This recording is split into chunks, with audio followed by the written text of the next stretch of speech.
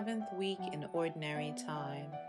First reading, a reading from the letter of St. Paul to the Galatians.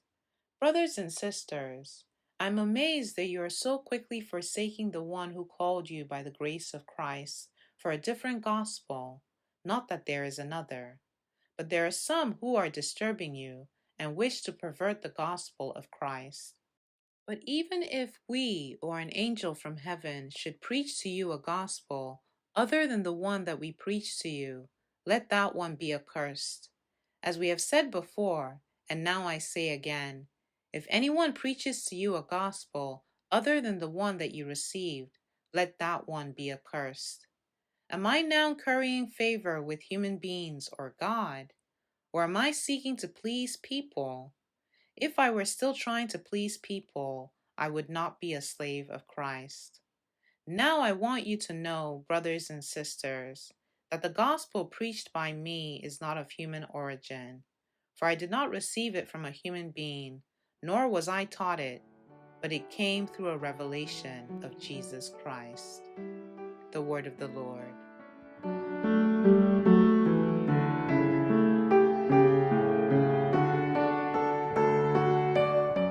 Responsorial Psalm. The response is, the Lord will remember his covenant forever. I will give thanks to the Lord with all my heart in the company and assembly of the just. Great are the works of the Lord, exquisite in all their delights. The Lord will remember his covenant forever. The works of his hands are faithful and just. Sure are all his precepts, reliable forever and ever, wrought in truth and equity. The Lord will remember his covenant forever. He has sent deliverance to his people. He has ratified his covenant forever. Holy and awesome is his name. His praise endures forever. The Lord will remember his covenant forever.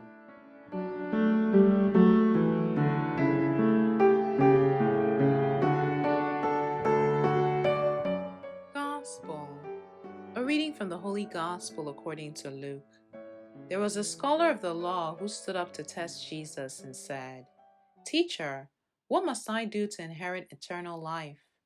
Jesus said to him, "What is written in the law? How do you read it?" He said in reply, "You shall love the Lord your God with all your heart, with all your being, with all your strength, and with all your mind, and your neighbor as yourself." He replied to him, "You have answered correctly. Do this, and you will live." But because he wished to justify himself, he said to Jesus, "And who is my neighbor?" Jesus replied, "A man fell victim to robbers, and he went down from Jerusalem to Jericho. They stripped and beat him and went off, leaving him half dead. A priest happened to be going down that road, but when he saw him, he passed by on the opposite side. Likewise, a Levite came to the place, and when he saw him, he passed by on the opposite side. But a Samaritan traveler who came upon him was moved with compassion at the sight. He approached the victim, poured oil and wine over his wounds, and bandaged them. Then he lifted him up on his own animal, took him to an inn, and cared for him. The next day, he took out 2 silver coins and gave them to the innkeeper with the instruction, "Take care of him. If you spend more than what I have given you, I shall repay you on my way back." Which of these 3, in your opinion, was neighbor to the robber's victim? He answered, "The one who treated him with mercy." Jesus said to him, "Go and do likewise." The Gospel of the Lord.